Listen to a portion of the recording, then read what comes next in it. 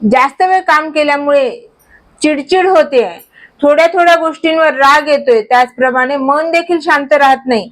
ह्या सगळ्या गोष्टी मेंटल फटीग असण्याचा परिणाम आहे.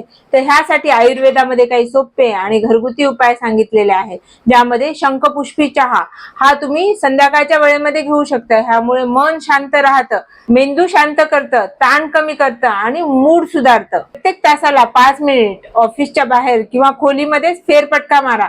ह्यामुळे मेंदूला ताजी हवा मिळते आणि मूड देखील सुधारतो. सौम्य स्वरूपातील संगीत ऐका, ह्यामुळे मूड फ्रेश होण्यासाठी मदत मिळते. तर अशा प्रकारे जर तुम्हाला मेंटल रिलॅक्सेशन पाहिजे असेल तर त्यासाठी तुम्ही शारीरिक श्रम देखील कमी प्रमाणात करणं गरजेचं आहे. यामुळे मन शांत ठेवण्यासाठी शरीरालाही विश्रांती देणं तितकंच महत्वाचं आहे.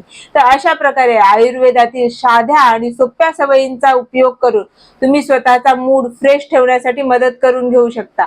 ह्यासारख्या सोप्या आणि घरगुती उपायांसाठी फॉलो करा आयुर्वेद आपल्या घरी.